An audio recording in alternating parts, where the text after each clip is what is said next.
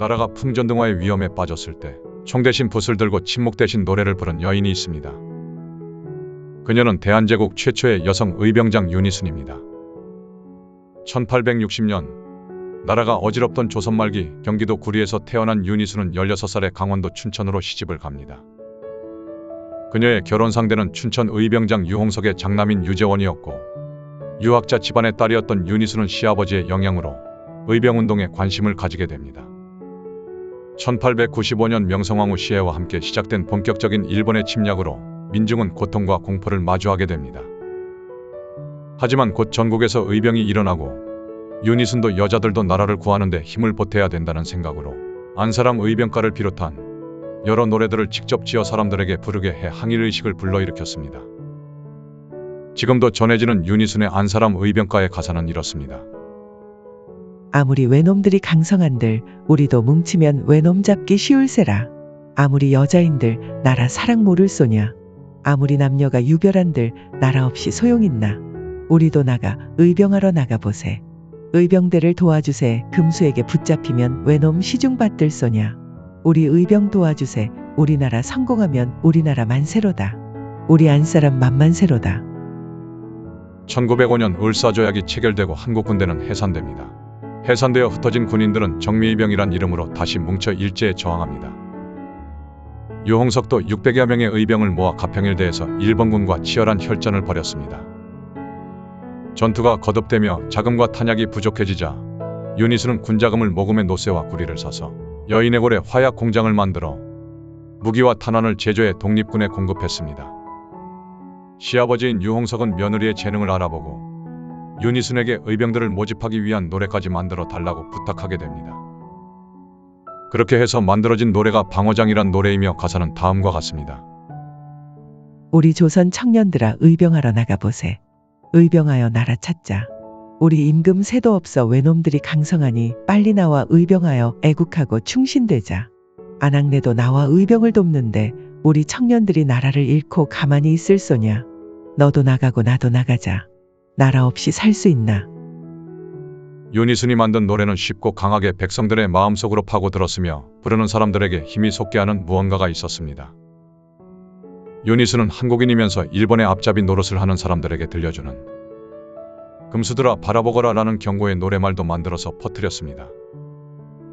너희는 어느 나라 사람인고 너희들은 무슨 일로 그다지도 모르는가. 이 나라에서 태어나서 나라의 은혜는 갚지는 못할 망정 제 나라를 팔아먹고 자기 성, 자기 조상, 자기 식구, 자기 몸뚱아리를 팔아서 돈을 벌며 명예를 얻어 어느 곳에 쓴단 말인가. 후대에 너희 자식, 손자까지 대대로 무슨 낯으로 이 나라에서 산단 말이냐. 후대에 너희 자손이 원망 않도록 하여라. 이런 의병들의 노력에도 불구하고 1910년 8월 나라를 뺏기는 국치를 맞이하자 유홍석은 외적의 통치를 받을 수 없어 만주로 이주하게 되고 윤희순도 남은 살림을 모두 정리하고 뒤따라 만주로 가게 됩니다.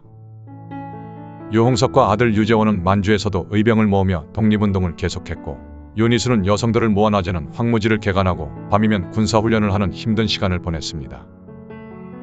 그녀는 항일인재를 양성해야 한다는 생각으로 노학당을 창립하고 1915년까지 김경도, 이정원, 마덕창 등 50여 명의 항일운동가를 양성하지만 일제의 탄압으로 노학당은 폐교되었습니다. 1913년 유홍석은 독립의 꿈을 이루지 못하고 사망했고 1915년에는 남편인 유재원마저 사망하게 됩니다. 이제 윤희순이 희망을 걸 곳은 아들들 뿐이었습니다. 윤희순은 아들 유돈상, 유민상, 유교상과 함께 조선독립단을 조직해 요동지구를 중심으로 항일운동을 펼쳐나갔습니다.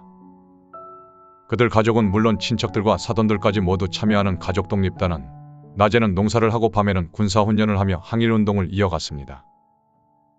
하지만 1932년부터 일본은 중국 지역에서 활동하는 독립운동가들에 대한 대대적인 토벌과 대학살을 감행합니다. 이때 윤희순의 가족들도 일본군과 그 앞잡이들에 의해 밀고당해 근거지는 모두 불태워지고 그녀와 가족들은 체포되었다가 풀려나 뿔뿔이 흩어지게 됩니다. 이때 자신의 힘든 삶을 가사로 만든 것이 바로 슬프다는 말이 25회나 나오는 신세타령입니다. 1935년 유돈상은 일제에 붙잡혀 고문 끝에 세상을 떠났습니다. 그리고 아들을 잃은 후 그녀는 곡기를 끊고 10일도 채 되지 않아 파란만장했던 일생을 마치게 됩니다. 이때 그녀의 나이는 76이었습니다. 중국 땅에 감해장되었던 그녀의 무덤은 이후 힘든 발굴 노력 끝에 1994년 발견되어 고국으로 봉환된 후 춘천시 남면의 남편과 함께 합장되었습니다. 3대에 걸친 그녀의 나라 사랑은 그렇게 끝이 났지만 그녀가 남긴 10여 곡의 노래와 가사는 아직도 전해지고 있습니다. 1982년 11월 강원대학교에서는 그녀의 업적을 기리기 위해 해주윤 씨 의적비를 그녀가 시집와서 35년을 살았던 한골마을에 건립하였습니다. 그리고 춘천시립도서관 앞에는 여성 의병장으로서 당당한 삶을 산 그녀의 모습을 기리는 동상이 세워졌습니다. 나라를 위해 자신을 희생한 한 사람의 이야기가 계속될 수 있도록 구독으로 힘을 보태주세요.